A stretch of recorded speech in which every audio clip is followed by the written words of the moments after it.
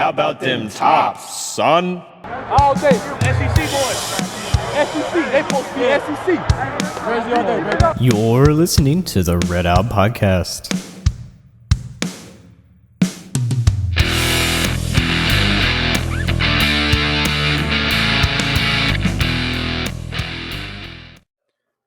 Welcome into another Red Out Podcast. My name is Devin, and it's going to be a season finale here tonight, guys. I think with the end of basketball season, baseball season starting back up. Not really. Not really a baseball fan. How's it going, Jared? It's good. I'm not a baseball fan either. Yeah, just sorry. But anyway, so don't forget to share, like, share, and subscribe to the episodes. We appreciate it. Rate us on Apple iTunes and do all that good stuff. And you will hear the occasional beep. I apologize. I've got my Discord pulled up trying to track all of the transfers. No, yeah. Or at least some of them that we've come across. Excuse me. I literally just took a drink right before I started the show. And yeah, when you get old, it just all starts coming back up real quick. I feel you. Excuse me. I'm trying to hit my mute button. But anyway. So winners and losers, I think we'll open up with obviously Western losing last week to Law Tech in the second round of the NIT. I don't think we were really that surprised. Would you agree? Well, I thought we had a not really. chance. I think we had a chance against them, but there was a good chance that that Western wouldn't be able to go all the way in the NIT, or at least, to the finals. I mean, I feel like they could have, but just the way that the team looked in that game to me, they just didn't really play with the same kind of heart that they have before, like when they made that amazing run. So it's a little sad to see that. I mean, Jordan Rawls was the main one that was really carrying the team against Louisiana Tech, and now he's not even on the team anymore. So, I mean, that sucks. I've heard a lot of smack talk against Rawls, and I think some of it is warranted, but I don't think a lot of it is. So, the stat that someone threw out that he was 8.2 points per 8.2 points per game, like 2 assists and two blocks or 2 steals or something like that. And I was like, I mean, he may have underperformed, but I just don't think that's, he's a kid. Just let him go. I mean, he was still looking pretty good at the end of the season. I really feel like he should have started more games, like when McKnight wasn't doing as well. Like giving Rawls those minutes, because usually Rawls would come in and he would do something. And his 3-point shooting consistently was an important part of the team, especially in that championship game against North Texas. If it wasn't for him hitting those 2 threes in the first half, we would have been toast at halftime. So, I agree. Yeah, I think he's been clutch in certain games. But yeah. Yeah, so, I mean, it sucks, but I mean that's just kind of the nature of the beast this day and age. Well, with that, I guess talking transfers real quick, Jordan Rawls has entered the transfer portal. Mm-hmm. Is he a senior or a junior? He'll be a junior next year. Okay. Well, yeah, I guess still technically a sophomore because they don't lose a year eligibility, I think, with transferring. So I guess not. Okay. Yeah, so I feel like this was a joke post, but here it is. Jordan Rawls has entered the transfer portal after playing for Western Kentucky University. 8.3 points, 2.1 rebounds, and 2.1 assists per game. 38% from 2, 35% from 3. 3 years of eligibility left. Contact me if you're interested. It's like, really? He's a high school coach. I think that's really weird. He's still involved with that, but I mean, it's whatever. Yeah, well, honestly, when I read the contact me if you're interested, it sounded like to me like those ads in the newspapers. Oh, yeah, or like an old mower. Ad. Yeah, I got an old mower. Hadn't run in a year. I ain't changed the oil yet, but just tell me if you want to look at it. Mm-hmm. It sounded like you're from Scottsville now. Yep, I can turn it on and off. Let me see here. I'm trying to find some of the others. I did see where forward Osaway. Is it Osaway? Oh, yeah, Kevin Osaway. Kevin Osaway, excuse me.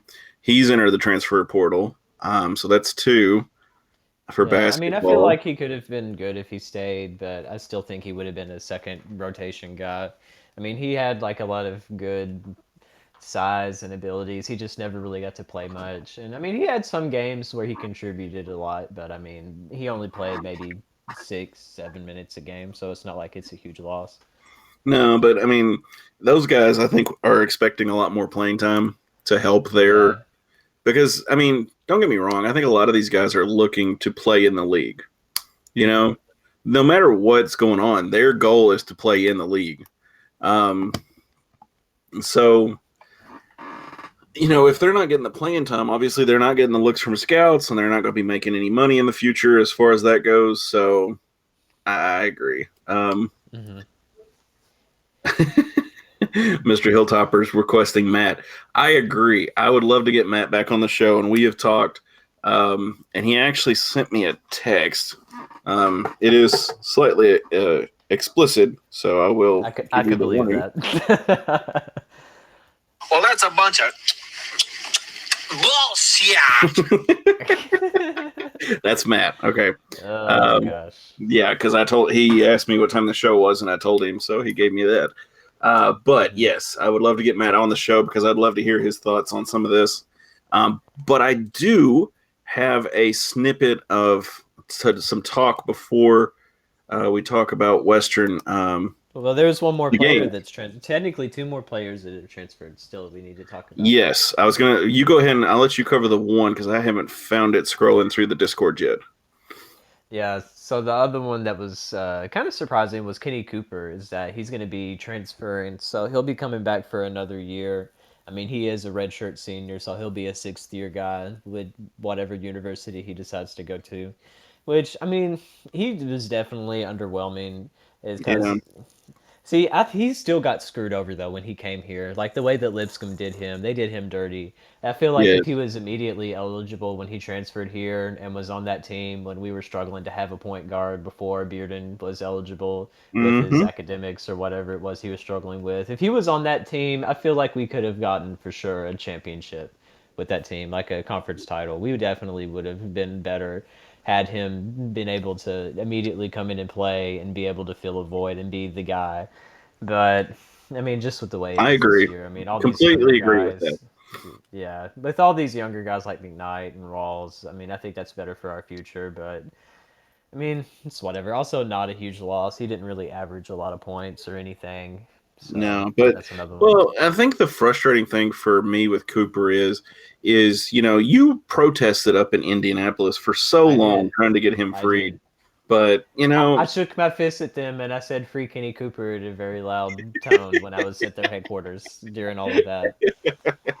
that's hilarious. I did as you were saying that I was scrolling through the feed and I found where we were talking about him transferring, um, Hmm.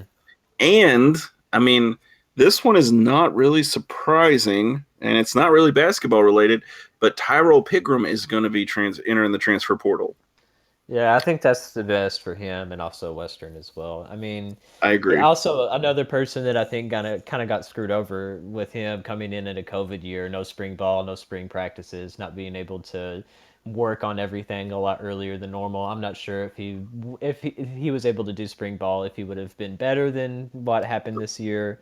I mean, he was still consistent. I mean, he didn't throw a lot of interceptions and stuff, and he was pretty good on his legs, but it just was really He hard to wasn't. watch the offense. He never really was a deep thrower though. No, I He think never he took those never threw over shots. 20 yards. Yeah.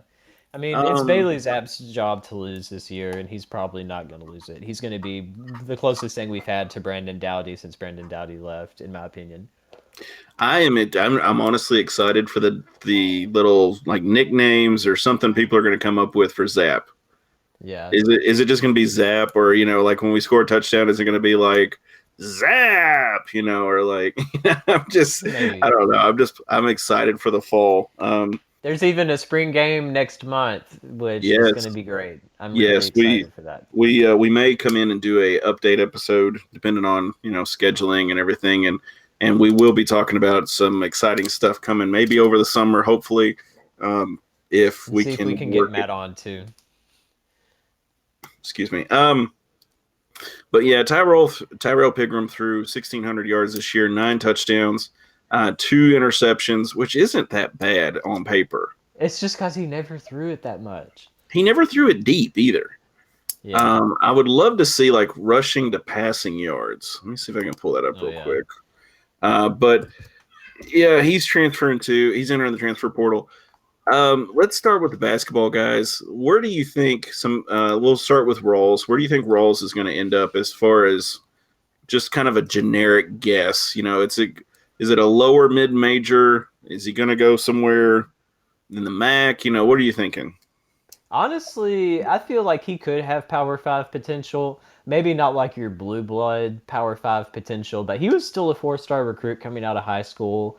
He still was looking pretty good towards the end of the season. I feel like if he went to a bigger school with a really good coach that can develop players, I feel like he could be a really solid player. Sort of like what Delano Benton did going to Nebraska, or Tolu Smith going to Mississippi State. Like going to a school like that, I feel like he could fit in. I don't know if he's could be Tennessee caliber or not. I know they've recruited him out of high school and stuff, but I don't really know. I don't think he's Tennessee built yet.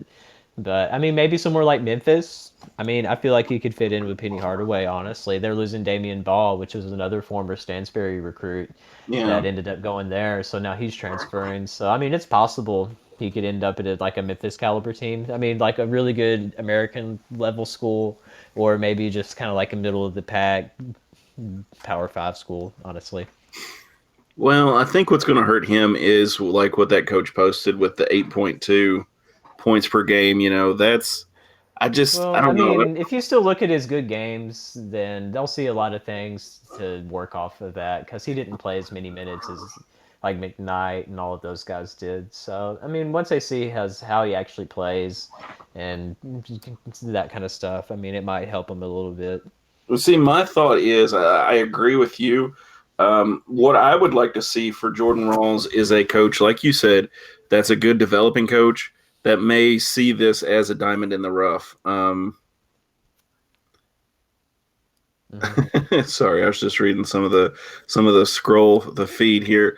But as far as Piggy's concerned, passing wise, he threw about 57% overall for the year, 1,600 yards, averaged about 5 yards a pass. 9 touchdowns, 2 interceptions. His longest was 50 yards, which I don't remember which game that was. I'll have to look that up. But he had 20 sacks for the year. And I think that's a big number for him, because if you look at his time at Maryland, for instance, in the 2016 season, he had 6 sacks. In the 2017 season, he had 0.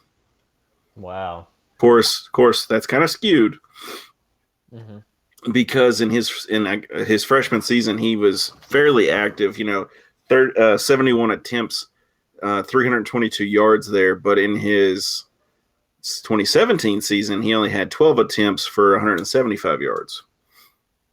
But and then of course 2018, he had 15 sacks. In 2019, he had 10. But when he gets to Western, he has 20 sacks. So I feel like, just speaking hypothetically, of course, is that his confidence must have been pretty shaky back there. But, I mean, still, if you're looking at the numbers, like in 2017, when he didn't have a very full playing year, he averaged 14.6 yards passing. So that's almost 3 times what he did at Western. I just don't feel like, his most productive year was 2019, and he averaged 6.1. So to me, it seems like he benefits from a spread offense where it's better for him to be able to get loose, so to speak, and make the runs and do stuff like that. I honestly could see. We'll talk about Piggy real quick. I can actually see Piggy going to maybe like a Ball State, maybe not necessarily that team, but a team similar. A Bowling Green State, something like that. I would say it would be a little maybe maybe around the same level, if not a little lower than where Western is considered on the mid-major scale. But anyway, we were talking about as far as rushing yards, he had 337 yards rushing for Western, 4 touchdowns. And honestly, before that, he never got anywhere near that. 2016, he had 254 rushing yards. So that tells me that this is I don't feel like he was confident at Western. So I mean, it wasn't a good fit, I think. So I'm trying to be nice here, and I think it's for the best for him. I think with Piggy, it's for the best. I'm kind of excited about Zap. So the WKU Pro Day 2021 has got a lot of familiar faces, doesn't it? Mm-hmm. Ty Story, Lucky Jackson, Devin Wharton, Coco Darden, Deontay Ruffin, Jordan Meredith, offensive line, Devin Key, Quinn Jernigan, Trey Meadows, and Miles Pate, offensive line as well. And I think Carson Williams is doing that too. Is Carson? He's not on their little flyer, so somebody needs to jump on the media department. They kind of screwed that one up. Yeah, Photoshop him in some football uniform. That's hilarious. So let's go back to basketball real quick before my ADD kicks in again. So we're talking about Asowe or whatever you called him, Kevin. We'll call him Kevin because that's his name. Where do you think Kevin's going to end up? For him, he's a junior college guy. Came here, played for a season. I mean, wasn't very off the charts with any of his stats. He didn't get a lot of playing time. So like an Eastern, you think? I wouldn't say Eastern. I can't remember where he's original from, but maybe somewhere like out in Texas or like the Midwest or somewhere like that. I feel like he could be somewhere like that. Because even Jeremiah Gambrell, he was a really good prospect coming out of high school. He was offered by Baylor and all this other stuff and ended up coming here and then left. And he went to Prairie View A&M. So maybe just somewhere around there too. And like with Merrick Nelson, he was the same caliber guy. In my opinion, he may be a little bit better than what Osawe shown, and he went to like UT Rio Grande Valley, so probably like a school like that. In my opinion, maybe like a Grand Canyon University, maybe Abilene Christian. Both of those are decent. I don't know. Grand Canyon, Phoenix University, I think called too, but I don't know. ITT Tech. Yeah, actually, there was a kid way back in the day who played for Allen County, and excuse me, sorry. Tried to hit my mute button. I missed it. Supposedly, there were a lot of big name offers, and he ended up going to a small university just down the road, Lindsey Wilson. Oh, and it was always just one of those that I just was like, because rumor was that Tennessee and all these other teams are calling, and it was like, okay. And then they were like, oh, yeah, he's going to Lindsey Wilson. And I was like, really? Hey, whatever floats your boat, bud. Do what you got to do. Do what's best for you. But anyway. So what was the other guy that you said? Cooper? We haven't talked about Kenny Cooper yet. Yeah. What do you think for Kenny Cooper? First off, does Western pull a Lipscomb and no, not at all. Block him up? We are not that petty. I'm just teasing. We're definitely not. That would be the biggest troll move ever, though, wouldn't it? Yeah. Mm-hmm. That would be so horrible. It would. It would be. For Cooper, I mean, he might end up in like a MAC or something like that. Maybe like it's a little bit lower than Conference USA, in my opinion. I don't really know because he played a little bit. He didn't really start that much. He did at the beginning of the season and then ended up losing it to McKnight. So. I mean, and maybe some type of parallel movement like that with the MAC or maybe the A10 or somewhere around there. I mean, I don't know about regional. I mean, he's from Tennessee, around Nashville. I doubt he goes to like a Belmont or something like that. Or Tennessee State or something, yeah. I don't know. I mean, Tennessee State could be a good fit. I don't know. I mean, if he's from Nashville, I mean, that Hersey Miller, he was offered by. Yeah, the Hersey Miller guy, he was a target that Western was going after, and he ended up committing to Tennessee State over us and a bunch of Power Five schools. So that's pretty surprising to see. But I mean, I respect it. Really supported the HBCUs. I always thought it was really wild that in football, Tennessee State plays at the Titan Stadium. And their band is incredible.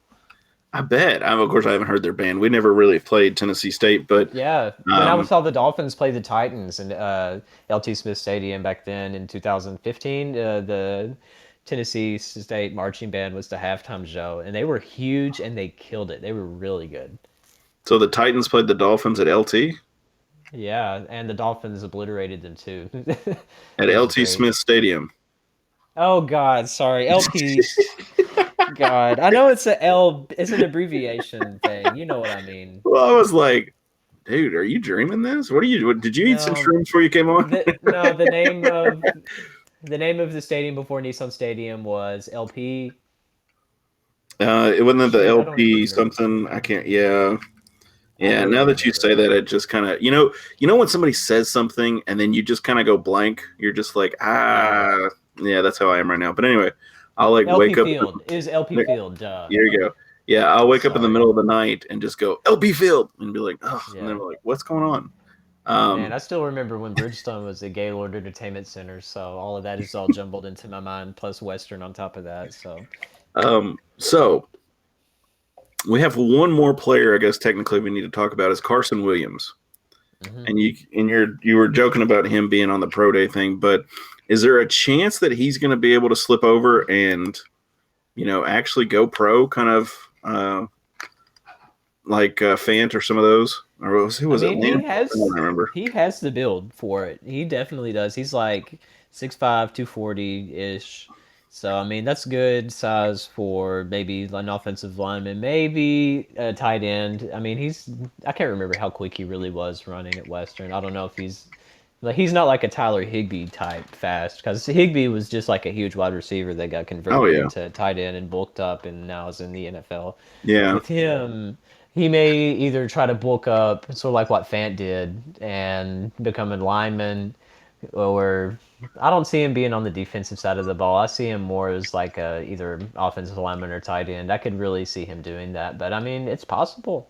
I mean, Fant is the proof of it right there. I mean, he was a 4-year player in basketball, went to the NCAA tournament, won conference titles in the Sun Belt with basketball, played one season with the football team, won a conference title. He has to be one of the only student athletes in all of Division 1, 2, and 3 history that's won a conference title playing football and basketball in like the big leagues like that. So, I mean, that's such an impressive stat to have. Oh, it But definitely. with yeah, and with Williams, I think that he has that potential. But my question is he could come back and play basketball another year and be eligible, but can he come and play football next season? That is the question I want to know. I I may don't have to think message so. Todd Stewart that. But I mean, why not though? I mean, if he's able to come back for a fall sport like that, I why think could he he not come can. back for football? I think he has one. I think he's got one more season of eligibility, but I mean, that's a question we'll have to ask Todd or somebody like that to see as far as the ins and outs, because like the NCAA is going to be nitpicky about something like that. I feel like I'm not because sure like I why think though. do what? I'm not sure why they would be, just for the fact that I mean he's just changing sports, but he's still going to be he has that extra year eligibility, so I mean why not? Well, I mean, I think that's a slippery slope too. For instance, like let's say I we've got mean, wide receivers. Let's say we got wide receivers for Alabama, and they decide that, or some school that actually has a decent football and basketball program, and let's say they decide to slip over to basketball, or the basketball players decide to slip over to football and squeeze in a couple extra years.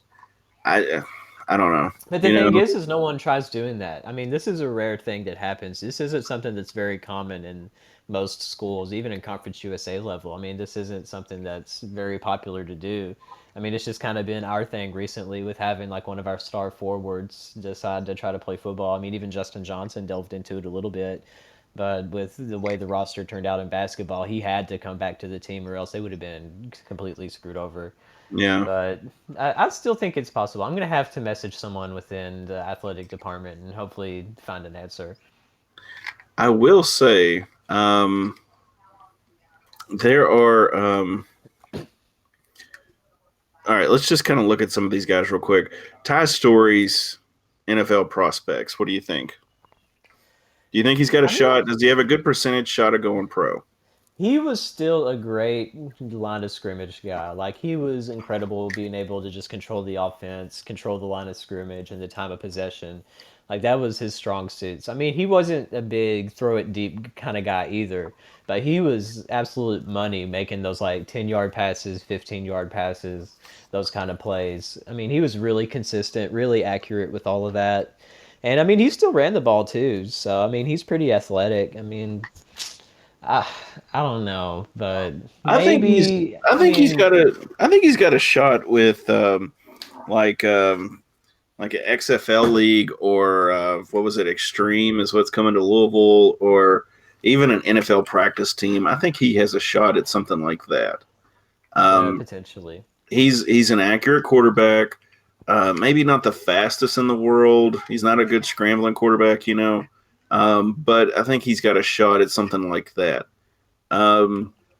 Now, like Lucky Jackson, Lucky had a slump there, and I think of course, he's a kid, so don't think I'm running him down or anything like that. It happens. Things just don't work out sometimes. But I think he had a great career at Western. So my thing is with Lucky, do you think he makes the league, or I think he could play Canadian? Well, I know that Lucky has been working really hard in this past year trying to work on everything. So he's been putting in that extra work. He's probably been working with some scout like trainers that are NFL level and show him what he needs to be working on. I mean, I thought his senior year he looked really strong. He did Oh look yeah. really well. So, I mean, if he's still been staying in shape and he's still been working on reps and everything and just practicing and working on his skills and everything, I feel like he definitely has a better shot as anybody to do it. He actually, what was it? Was it Sanford's year of coaching, or was it the first year of coach that he ended up having that little bit of a slump? I think it was Sanford, because Jake always used to run Lucky down about not doing as well and should do better and blah blah blah. And I really want to be like, dude, it's a wide receiver. There is so much that can go wrong between the quarterback releasing the ball and them being in the position to catch it. So I kind of give a little more slack to wide receivers, but he did have a little bit of a slump there, and I think it was with Sanford because Jake was still doing the podcast then. But Quinn Jernigan, I thought he transferred. Am I wrong on that? No, he just graduated. He was the same class as Lucky Jackson. Yeah. Okay, he graduated. Okay. It's been too long since football season. But Quinn he did not stand out to me as much as Lucky did. I don't know. Is that just me, or are you in the same boat? What was your question again? Sorry, I'm typing someone within the athletic department. My question. I'm going to try to get an answer before we're off there. No, you're good. I was talking about Quinn Jernigan. If Quinn Jernigan, I feel like he's not at the caliber of Lucky Jackson. I mean, he's still a big athletic guy. I mean, he had some good sides to him. He's an athletic guy, yes, but I just don't. As far as like playing receiver, I just don't feel like he could make it on like a special teams or something like that. I think all of these guys have the potential to be on a NFL practice team. I think they easily could be signed. First off, as far as that goes, which by the way, you're gonna be making money if you're playing on a practice team. Which, by the way, if at their age, if I could have done that, I would have done that in a heartbeat. But to me, the players that have the most potential, I honestly think Devin Key's got a good chance of going to the league. He was really strong on defense. Yeah, he was one of our core defensive guys. He's smart, dude. Devin Key was a very smart and very good leader on the defense. I'm very impressed with Devin Key. I always was. I always thought, and it sounds bad, but like even this last season, I saw him out there, and I was like, I thought he graduated. But then in my mind, I'm thinking, well, I'm glad. This is great. I love it. I'm not complaining. Trey Meadows is another good one. Deontay Ruffin. I think they were very, very good on the defense, and Coco Darden did a good job as well. But as far as everything's concerned, with this group of guys, I think they easily could be signed to a NFL roster as a practice squad, or they could try. Or I don't know. I wouldn't blame them if they tried to sign with, XFL or whatever that league is now that they're trying to start back up. Mm-hmm. What was it? XFL or the AFL? thing was is that the AAF or whatever that happened. They had played maybe like 3 or 4 games and they went bankrupt. And then the XFL was about to happen and then COVID hit. Yeah. So, I mean, anything that goes against the NFL right now, I feel like has zero shot of actually being sustainable. I mean, just for the fact that something completely new, even though it's nice. I mean, these guys are not NFL caliber players. I mean, it's just not the same. I mean, obviously, it's good for these guys like Ty Stories and all the other players like Andrew Jackson that was close to making one of the AAF rosters and stuff like that. I mean, it's good to give them that opportunity. And there were some players, I think, that played in the AAF and looked really well and were able to find a spot in the NFL even in that short time. I mean, it's almost like a G League for the NFL, which I love that concept, and they need to have something like that. If they were to put sports into like these places that don't have like an NFL team, say like use Papa John's Stadium in Louisville as an example, have a G League type team there, have other places that wouldn't have a football team, like maybe Birmingham. Like they were a really good host with the Birmingham Iron. That was their big team that they had, and they were really supportive of it. So I feel like there needs to be something in between just college and the NFL to where these guys that are really good straight out of college, but maybe not like instant NFL potential could actually find a home and still be able to play. But it's just the financial aspect of that is so hard to be able to get that traction, being able to get ticket sales, merch sales, finding a TV deal that actually is affordable. I mean, that's the biggest issue that all of them have had since they've tried to start up. There was a lot of okay. I'm trying to look this up, but I can't find it. But anyway, so there were a lot of concepts that the AFL introduced, and I liked. Okay, so the putting the coaches on, with a wire on them so you could actually hear what's being talked about. That was awesome. Oh, yeah. I liked that. And also the officials too, like showing inside the replay booth when someone challenges. That needs to be a thing in the NFL. Yes, man. That having transparency is so great. Yes, I completely agree, 100%. And I thought there was a rumor, and that's kind of what I'm trying to look up. Is of course this is just talking about the American Football League when the AFL and the NFL merged, but I can't find the other. The rumor was that Dwayne The Rock Johnson bought the league after it went bankrupt, and that he was going to restart it. But I mean, that's just rumor. I don't know if it's true or not. But I mean, I would be completely behind that. Me too. And I think, like an XFL or something like that. Let me see what this Louisville Extreme is with. Because there is a group. Here we go. Louisville Extreme Football. They are an indoor football league. Sort of like arena. Yeah, but I saw a commercial for them the other day on the. It's in the IFL. What's the IFL? Maybe like independent football league. It's got to be something like indoor football league. They had signed a 3-year lease to play their home games at the KFC Yum Center, which, by the way, I don't know if any of you all know anything about, local politics as far as that's concerned, but that's a good thing for the Yum Center.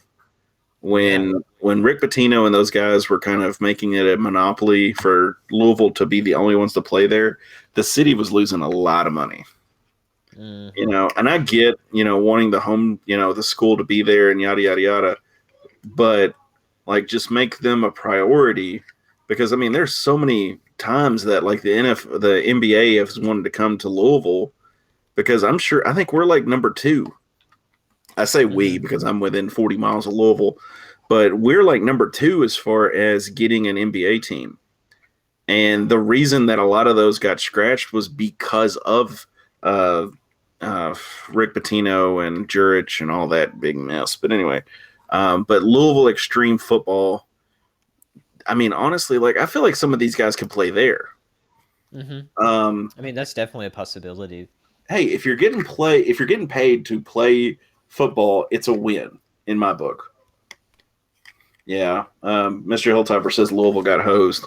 Yeah, Louisville as a city definitely got hosed on that. And but since Jurich and Pitino are gone, I have heard a lot more locally about events happening at the Yum Center. So they are capitalizing on that. And the Yum Center, to my knowledge, is a great facility.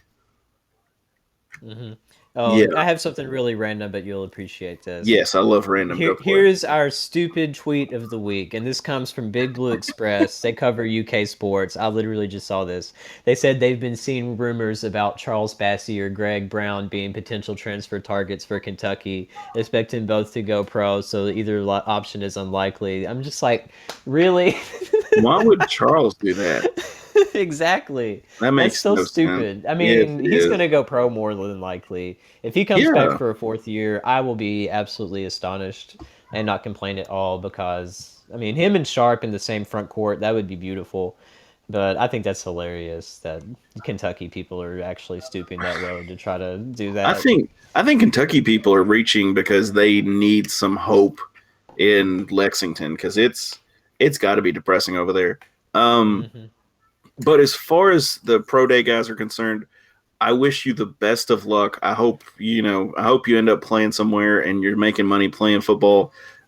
Because hey, God bless you, buddy. As far as I'm concerned, I hope that I hope it happens for you. Yeah.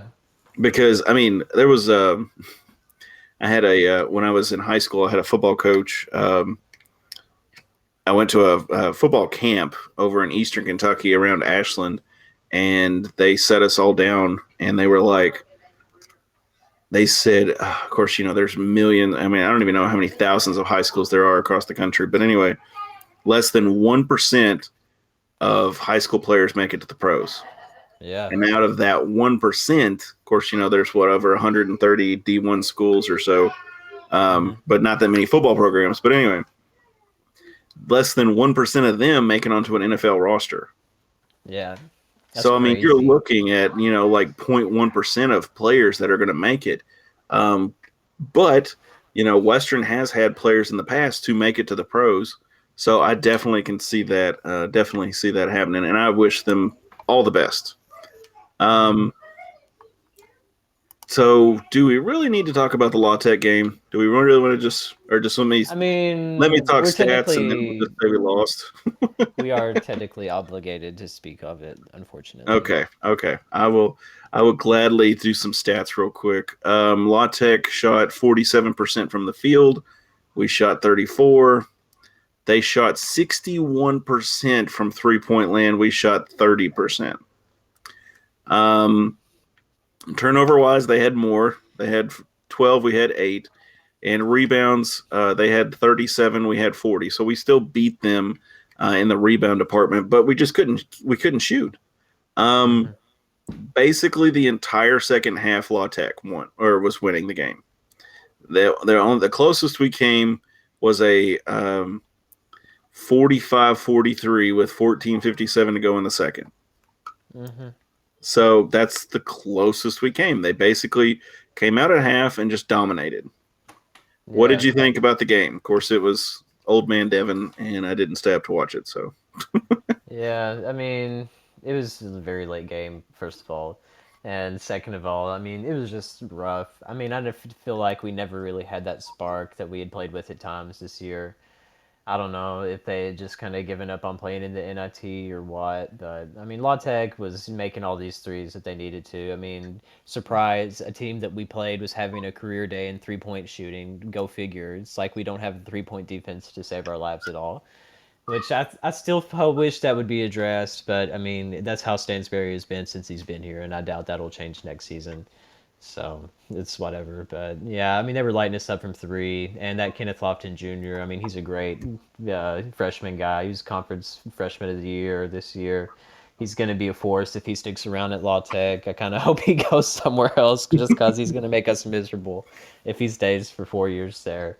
But I mean, we just lacked that intensity that we had most of the season. I mean, we got down by double digits, and I feel like it was just kind of over at that point. I mean, we still kept it kind of close, but we just didn't have that same drive that we normally would have. So Mr. Hilltopper wants to know if it was bad he fell asleep at halftime. Nah, it's not bad. That's a long game, and of course, if you're on Eastern time, that's 11 o'clock. I don't even stay up and watch late night shows here because they come on too late. Yeah, same. I mean, I always make an exception for the tops. Like, I think the game ended around 11:15 Central, so it would have been midnight for you. So, yeah, I definitely don't blame you on that. Yeah. Mr. Hilltopper wants to know, and I may be misreading this. If we knew they had to stop shooting threes, why didn't WKU? Because what were we like? I don't even remember how bad it was on stat wise for shooting threes. It was awful though. Was it like 3 for 30 or something? I mean, it was ridiculous. It wasn't that bad, but it definitely wasn't very good. It was pretty bad. It wasn't like, yeah, I'm exaggerating, but yeah. And also Tech, they were getting to the line a lot more than we were, which that's usually one of our strong suits that we always have every game is that we get to the line more than our opponents. But I think it was either pretty close or I know in the first half that we had more fouls than Tech did. So that was another thing too, and they were making all their free throws. So I'm going to read some comments. I shot a question to our WKU basketball group. It's a great group, horrible admin, but what are we going to do? Yeah, I mean, he just allows so much trash talk to happen in that group. So, horrible okay. person. Let me do a quick aside. I've got HBO Max, which, by the way, just watch Godzilla versus King Kong, and I love it. I love those movies anyway. So, Mr. Hilltopper says we went 9 for 30. So I wasn't off by too much, like 6. But anyway, so I've been watching a documentary on Netflix or on HBO Max, I'm sorry, called Q Into the Storm. And it's talking about 8chan and all that stuff. If you don't know what I'm talking about, watch the documentary. I'm not going to talk about it, but that just kind of reminds me of that because 8chan is the quote Wild West of internet stuff. That's all I can say. Yeah. It's crazy like what they put on there. But anyway, and I've never been on the site, first off, to the NSA or FBI person listening to me right now. I've never been on that site. Sure. I don't have any interest in going on it. But anyway, so I threw a question out there to our listeners and loyal people who love WKU. I wanted their opinion or our opinion as fans of Western, and told them we would discuss them on the podcast. Without mentioning last names, if you want to know, just go to the Facebook page. Richard says he thought they underachieved a little bit, and I think that's legitimate. There were a few games. There were a few games where I thought we should have won easily. Yeah. And of course, playing the back-to-back games, I don't think was our strong suit. I mean, that was just miserable for everybody. Is playing the same team back-to-back. That's something that you'll probably never see happen again. I really hope it never happens again. Yeah, just go back to the Thursdays and Saturdays like it used to be and have different teams, and I feel like it'll be a lot smoother. Yeah, and I think this coming year it's going to be a lot more normalcy with sports, with the vaccines and everything rolling out. So Jerry says he thinks the coach caught a little too much slack. So is he meaning that we gave him too much slack? That we should have been harder on him? Is that kind of the way you took that question or that comment? Well, yeah. I mean, I feel like there's still a lot of people defending Stansberry Which, I mean, I still It's- understand that. He still has over 100 wins here. He's had 20-win seasons the past 3 years. I mean, on that end, he's still done really well. He's still gotten us to conference title games. We've been one of the best teams consistently every year. He's brought like talent we never thought we would achieve here. It's just the fact that he hasn't got us in the NCAA tournament. Had he got us into the tournament at this point, I don't think we would even be discussing this. It's just the fact Yeah. that he hasn't. It's just some of the craziest things I've ever seen. I seriously feel like we're cursed just with the fact of I mean the I way told you that we were North gonna- Texas game. That North Texas game is still one of the dumbest, craziest, and ugliest games I've ever seen in my entire life. Just with the stats alone, looking at that are a nightmare. And then, of course, the Bearden layup against Marshall, which is arguably even worse. We were making a huge run, and that 9 times out of 10 probably would have went in, but naturally the one time it didn't is when it needs to the most. But I mean, I understand everybody's gripes with Stansbury that he's still all of his teams have struggled with a lot of the same things. Like 3-point defense is still bad. I mean, we haven't had much front court depth since Tolu Smith left. I mean, there's definitely been a void for that. As much as I like Carson Williams, he's very undersized for power forward. I'd love to see Stansbury get maybe like a solid 6'8", 6'9", 6'10" power forward from some other school in the transfer portal to come in and start alongside Sharp. I think having 2 forwards instead of 4 guards and 1 center would work a lot better. But I mean, I'm not a head coach in Division I basketball, so what do I know? Yeah, I'm not a head coach, and neither of us are recruiters. So I'd be Yeah. like, "Hey, buddy, I will buy you some food if you want to come to Western." Yeah, put it in a McDonald's bag. Yeah. How much is it worth? 1 Big Mac? 2 Big Macs? But anyway, so I said we weren't going to have Matt on the show tonight because of scheduling, but I do have some of Matt's thoughts on this Facebook post, so we'll talk about that. Individually, this is a quote, individually as a season, it was remotely acceptable and understandable. They were really good and just had some bad luck.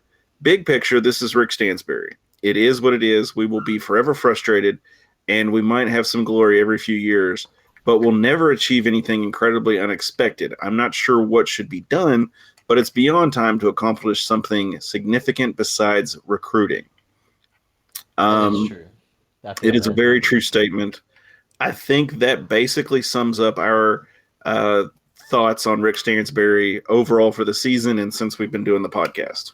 Well, I have something for you, Devin. I actually just got back from the future. I can tell you how next season is going to turn out. Do you want me to tell you? Sure, tell me. Yeah, so we're going to be preseason favorite to win the conference. Okay. And we're going to have a really good non-conference schedule. I mean, we'll get a pretty big non-conference win that looks really well on our resume. But we're going to play some team that sucks and lose to them inexplicably.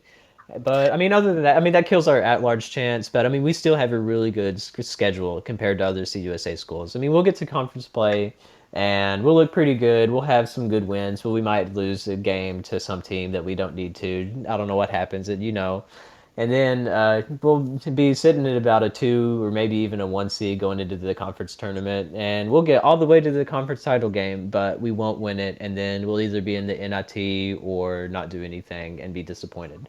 That's what's going to happen, probably. Most likely. Of course, there are pieces that need to be filled in, too. There's a big piece missing with Charles Bassey. Yeah, but Isaiah I think Jamarion Covert- Sharp, I don't think we'll miss Bassey as much as we let on. If Jamarion Sharp plays at the level that he has been in the place that he's at right now. There's a lot of NBA scouts that really like Sharp already. So Okay. if he has this experience in Division I think that's going to be really big for him. I don't know if he'll be as instant impact as what Bassey was, but he's bigger than Bassey.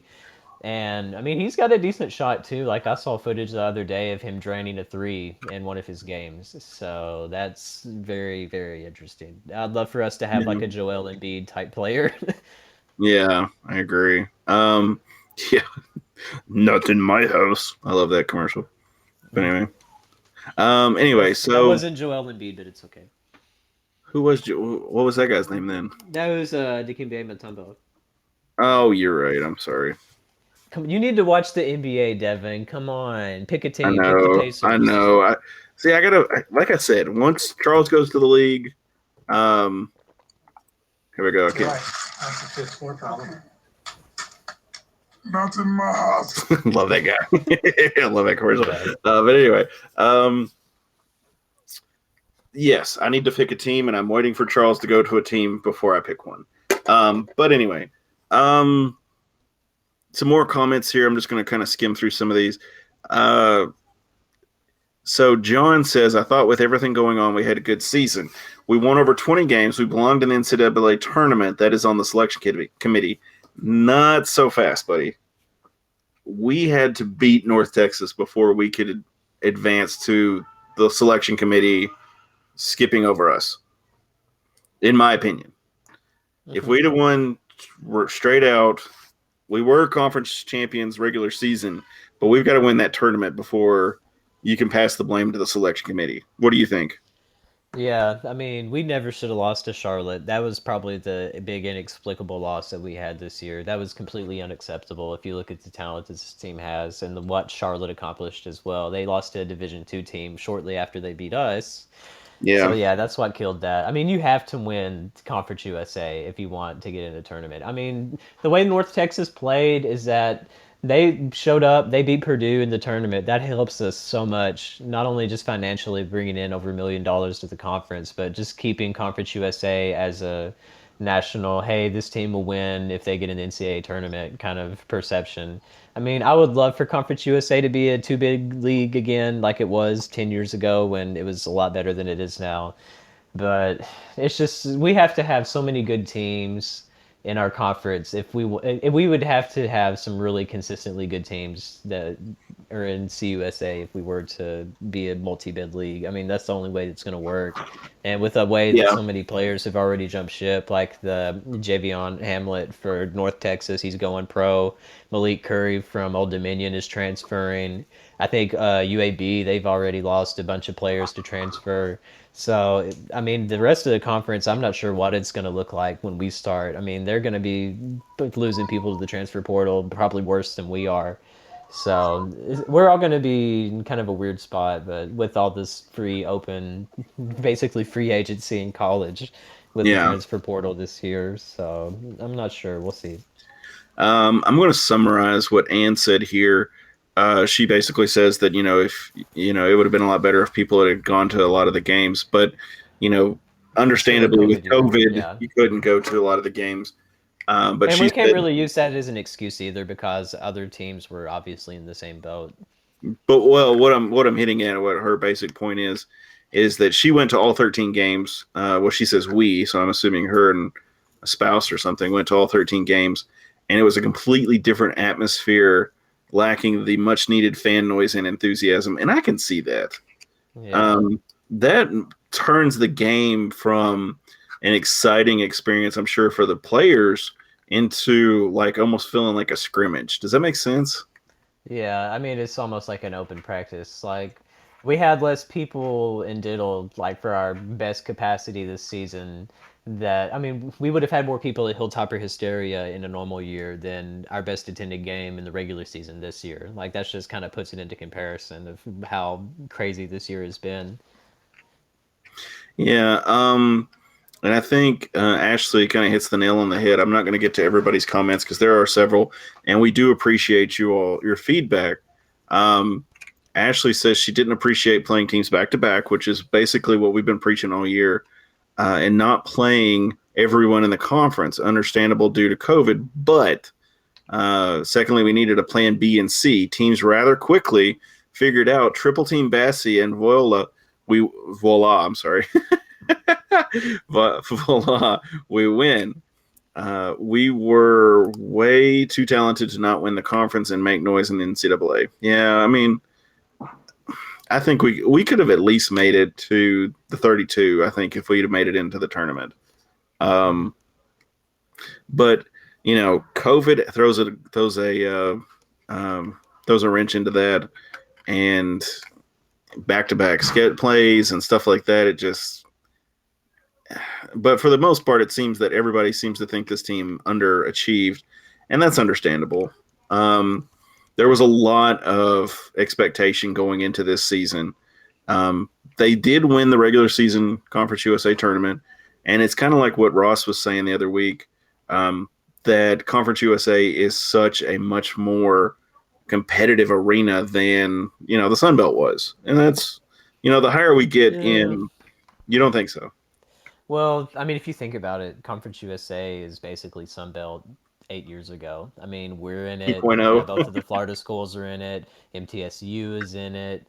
I mean, yeah, but I mean, there's obviously better teams like Old Dominion and Louisiana Tech and those powerhouses. I mean, those have been consistently good teams that have been in Conference USA since they've been there too. Yeah. So it's really, I mean, it is a little bit better than what Sunbelt was, but at least we still made the tournament in Sunbelt. Yes. I mean, yeah. It's disappointing. Don't get me wrong. I do think this team underachieved in some aspects, and I think they had a chance to capitalize on things, and that they did not. Is next year going to be better? I don't think so. It sounds bad. I hate to be that. I hate to be a negative Nancy. Well, there's the way I'm looking at it is there's been a lot of players that will probably move on. Like I don't know if Hollingsworth or Anderson or any of them will be coming back. I mean, I'm not sure what their role would be if they do. But I'd kind of like for us to start fresh and start with some new players because if you look over the past few seasons and the players we've had a lot of the same issues. And I feel like if we move on from them, then that'll give us a new identity. Like we won't have to worry about feeding the 5-star recruit the ball every possession and making these horrid passes. So that we'll have one of the best guards in the whole state of Kentucky with Zion Harmon coming in. I mean, letting him kind of control the offense and letting him score and go off. I think we're going to be more guard heavy with him and McKnight. And I think Frampton, you can throw him in there too. He's still going to be a big 3-point shooter for us. But I mean, I think Stansberry is still. I don't know if he'll get many more high school guys like Elijah Huey or someone like that in, but I feel like he'll definitely get 2 or 3 more guys out of the transfer portal. At least I would hope so. Some instant impact guys that can maybe be starters or just like a core 6-man kind of guy. I mean, that's what I would hope for. So, with that, we're going to wrap up tonight. We're going to take a break until probably football season. But I will say this. I do have something in the works, and I am going to kind of preview a little bit of it here. I'm working on getting some interviews lined out over the summer. And what we're going to do is try and, get 3 or 4, 5, 6, whatever we can get over the next few, year or so. And we are working on starting a Patreon page. So what we're going to do is, for instance, our Patreon members will, if you're in that tier, will be able to listen to the interview, let's say 1st of April, which there's not one just yet. We're still working on that. And our regular listeners will be able to listen to it at the end of April or, a week or 2 later or whatever. I do not want to start a paywall for our show. I have been an advocate against that the entire time, but in order to fund our podcast, I would like to be able to do something like that. So if you would like to do that, do not feel obligated. By the way, we do have tiers set up. So it's not an expensive thing. It's about the cost of a cup of coffee a month. You do not feel obligated to do that though, but we do appreciate your support. But what basically is we're going to try and get some interviews lined up. I have reached out to some players. One player in particular is going to be doing the pro day. So I have not heard back from him. I'm hoping maybe after the pro day he'll reach back out. But we're going to reach out to some players, some people around Western, and some other former players, coaches maybe, whatever. I'd love to get Mike Sanford. That would be great. That would be God, Devin. Hey, dude, that would be. I'm not even kidding. Not that I like to poke the bear, but I do like to poke the bear. But we might as well get Jeff Brom and Ray Harper while we're at it. Jeff Brom wouldn't be bad. David Elson would be a good one. Oh man. See, we get David Elson. He went to Franklin after he left Western. That's rough. Okay, so let me tell you something sad. David Elson, it was rumored that he was living in someone's basement in Franklin at the time when he was coaching there.